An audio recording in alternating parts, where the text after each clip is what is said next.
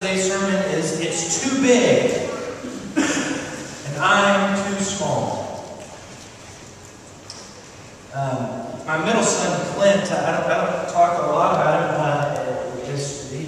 He's usually a pretty quiet kid and doesn't break things very much. So he doesn't tend to work towards good sermon illustrations. But I guess probably for the last 2 or 3 months, he has just turned into this chatterbox. And most of you would be absolutely shocked about that, because every time you see him, he's very quiet, with little glasses. It looks like the kid's hiding in a corner. If you get that kid alone by himself, man, he will talk your absolute ear off. And he's absolutely the clown of the family. He's so funny. Earlier this week, at the beginning of this week, we were eating breakfast, and Shell had made some smoothies, and so he had his cup with a smoothie in it, and he was sitting there eating it, and all of a sudden he looked at me and said, "Daddy, I'm a Tyrannosaurus Rex." And I said, "Oh?" He said, "There's girls in this cup, and I'm going to eat them." I said, "Okay." I said, "Well, stereotypically boys think girls are disgusting. My son thinks they're delicious." So that works out pretty well. And then later on in the week, him and I had this conversation. And if your child ever says something, parents, that just absolutely doesn't make sense, you're missing a golden opportunity if you don't probe deeper into that question. And at one point in time, Clint looked at me and he said, "Dad, our house is too big. We need to make it small, like this big." And I said, "Okay, son, well, how are we going to do that?" And he said, well, you're going to be a cow." "Okay, how does that make that house smaller?" "Well, it has 1 and 2 and 3 and 4. And that was the end of the conversation. And I looked at Michelle and I said, "Did we drop him as a kid?" Where did that come from? Because sometimes little kids ask these questions, they absolutely just don't make sense, right? And honestly, I mean, that's part of why kids give us the Clint. He says it in a very specific way. You'll tell him something, and he says, "Why?" Like there's this peak in the middle of the why. And so I just started answering his whys with walrus, just walrus. And he just kind of looks at me like, "You're nuts," And I look at him and say, "I think the same thing." So, sometimes we encounter life questions, and the honest truth is, they just don't make sense. There's things and questions and struggles and life circumstances that they feel almost like that same question. Our house is too big, and you're going to be a cow because it has 1 and 2 and 3 and 4. And we're going, what? Right? Just life circumstances happen and they catch you off guard, and you're just going, I don't understand. This just doesn't compute in my brain. Right?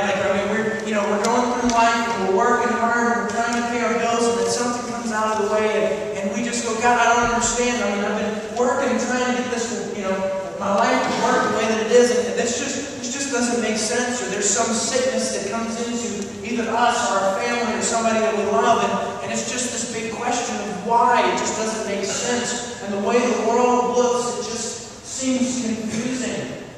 Or there's a relationship tension between us and a spouse or a child or a neighbor or a coworker, and we've been doing everything that we know to do that's right and good and healthy and wholesome, and it just doesn't make sense, and the questions seem to come on more and more and more.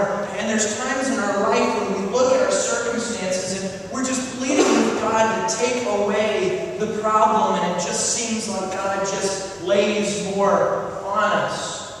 And we find ourselves in those places, and it just seems to be overwhelming. It just seems absolutely too big, and we just seem too small to be able to handle the difficult questions and problems that come up in our lives.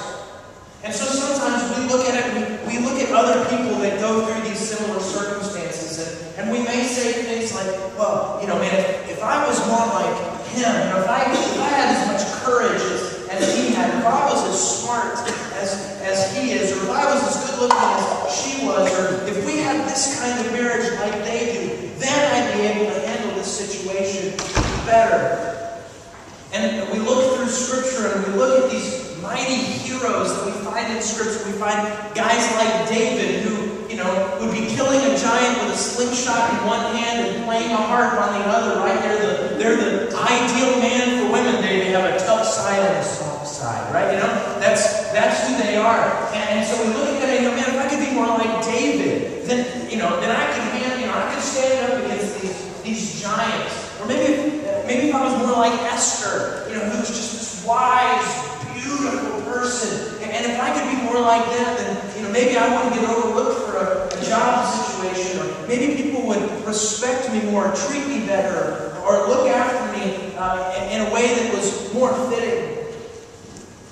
And so often we look through out even our immediate lives, and people look at me, or look at other people in the faith, or look at the church, and say, man, if I could just be spiritual like them, then I'd be able to do that. If I could just manage my money like them, but I can't.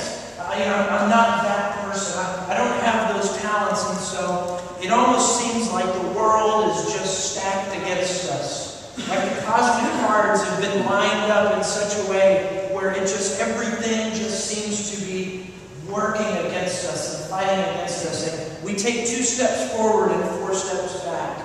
And we wrestle out through all of these phases in life. And the questions and the problems are too big. And as we look at it, we see that we are too small. You see, difficulties, questions, and problems in life are inevitable. They're inevitable.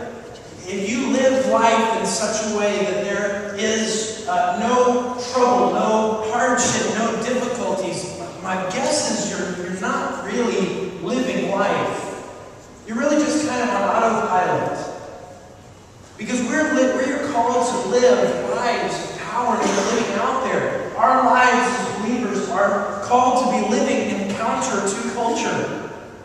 We live almost at a perpendicular to the life that the world calls us to live. And when we are called to follow Jesus, we encounter problems that are just bigger than we are. And what happens more often than not is that as we encounter these problems, we simply try to survive those trials and troubles and problems of life, when God's plan for us is to grow. You guys know what I'm talking about just surviving. There's that Monday morning, or especially that Wednesday afternoon, and it gets there and you just go, okay, God, if I can just make it through the day, I'll be happy. One of my dad's famous lines was, he'd say, how was your day? He said, well, any day you can walk away from was a good one, right? And so we take so much of our life and we wrap around that and we drive forward with that, because really, most of the time, we're so encompassed by what's going on in our world that we're just trying to survive. And God's looking at us and saying, no, listen, I want you to grow through these trials and these troubles. So how do we see God move through our lives in dealing with these great dilemmas, these great problems? Well, I want to look at a person in Scripture that I'm pretty sure you probably have never thought of as an individual that we should model our lives after. In John chapter 6, starting in verse 1, it begins the story that many of you are so familiar with. It's the feeding of the 5,000, one of Jesus' greatest miracles that he performed here on earth. I mean, it's just absolutely mind-boggling. So read with me, John chapter 6, starting in verse 1. It says this: After these things, Jesus went away to the other side of the Sea of Galilee, or the sea called Tiberias. A large crowd followed him